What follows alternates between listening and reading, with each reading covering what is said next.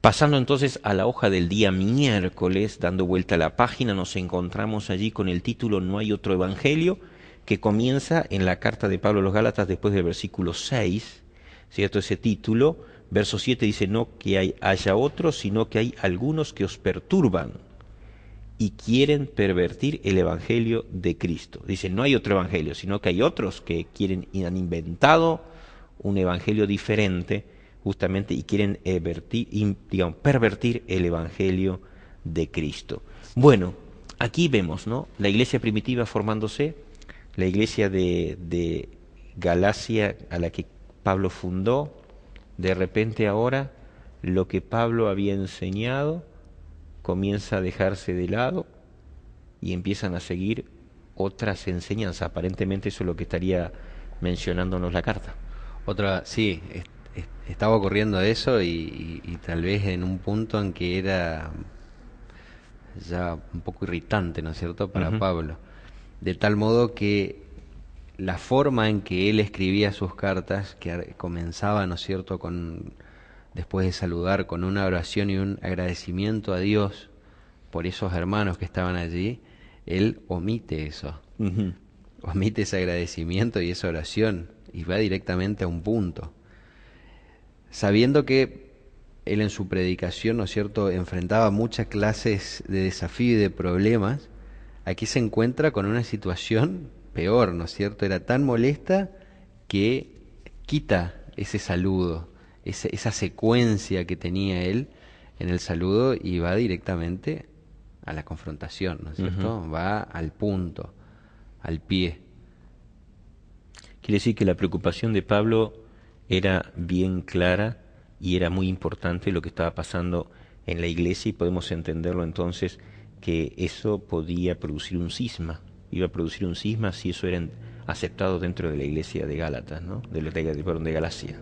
Correcto, el mensaje que él llevaba era uno solo. Ujú, El mensaje de él a lo largo de todas sus cartas nunca varía, siempre hay una esencia. Y aquí en Gálatas se ve que ujú, eso que él estaba enseñando se estaba quebrando. ujú. El Y autor, perdón, ¿no?, el autor dice, pero la situación en Galacia era tan molesta que Pablo omite completamente el agradecimiento y va derecho al punto. va derecho al punto. Y creo, como decíamos antes, no era para menos, ¿no es cierto?, la preocupación. Por ahí también agravaba la situación de que muy rápidamente se dio ese cambio, ¿no es cierto?, en los creyentes, a tal punto que hasta los compara con renegados Ujú, que volvían sus espaldas a Dios, ujú, espiritualmente hablando, ¿no es cierto? Los ponía como esa comparación hacia ellos. ujú. Quizás la iglesia de Gálatas no era consciente de las consecuencias que podía traer el hecho de aceptar ciertas modificaciones, ¿no?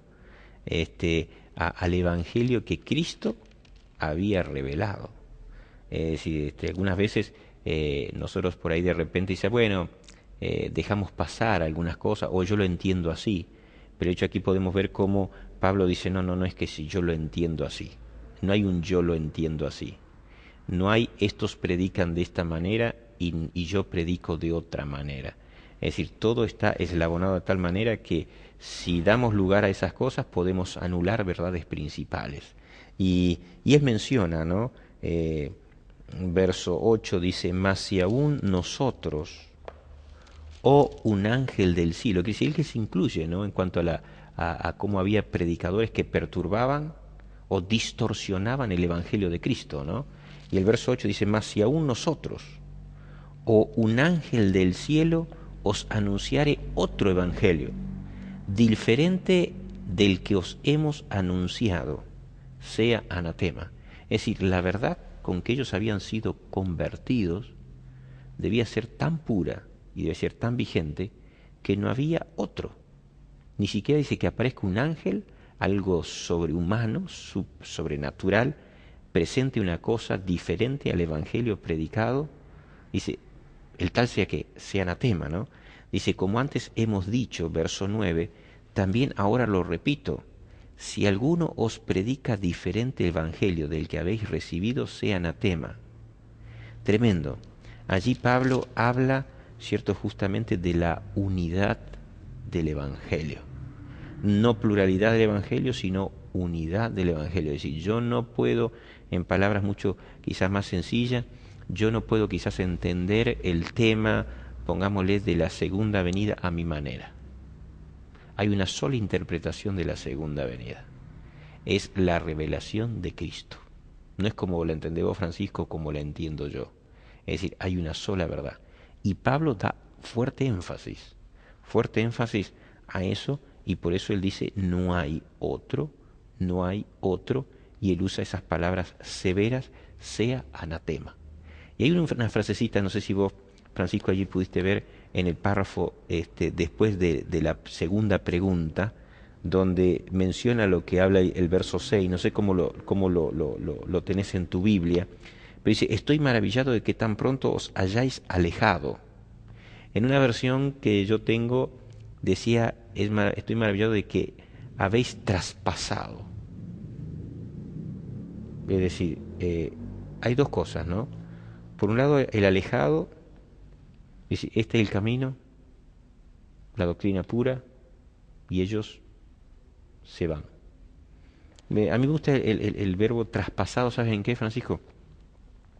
Es decir, hay una línea, y mientras estemos en esa línea, quizás podamos tener un concepto más profundo o menos profundo de algunas verdades. Pero importante de no pasar los límites que están en la comprensión de la verdad. Es decir, cuando vos ya pasás el límite, ya te fuiste, ya dejaste. Y aquí él dice, él está maravillado que en tan poco tiempo, como que los Gálatas estaban deseosos de nuevas experiencias o nuevas verdades, ¿no? Exactamente. También un poco ver cómo uno reacciona, ¿no es cierto?, cuando está en esa etapa, o cómo hacía, ¿no es cierto?, ahora la iglesia primitiva en Gálatas, de no solo haber negado un poco el mensaje, ¿no es cierto?, de Pablo, Sí. poner sus excusas para no creer o para adoptar nuevas creencias, sino también para empezar a enseñar y imponer de cierta manera a aquellos que querían acercarse a la iglesia, al punto de tomar a los gentiles y decirle, ustedes si no hacen esto no son parte, Uh-huh. ¿no es cierto? Y imponer esa nueva conducta, esa nueva enseñanza, a aquellos que estaban conociendo. Uh-huh. Y peor aún, no dejar que llegar a la maduración espiritual, sino directamente despreciarla, ¿no es cierto? Al punto de decir, no, esto lo que dijo, lo que nos enseñó Pablo, no es.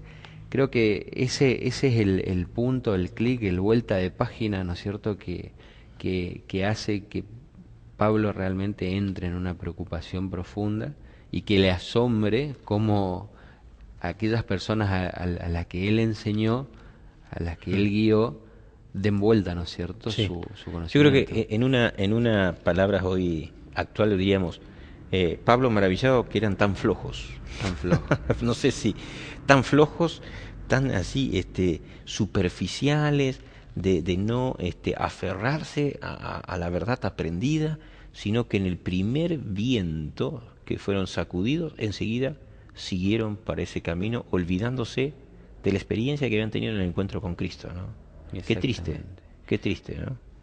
Y tal vez también por eso es el hecho de que él habla acerca de cómo fue su transformación, ¿no es cierto? Y cuánto él necesitó madurar esa nueva enseñanza que tenía en su corazón. Uh-huh. Y Pablo resalta el tema de la necesidad de mantenernos, de perseverar, de ser firmes, no solo en la experiencia de Cristo, sino también en la verdad revelada por Jesucristo.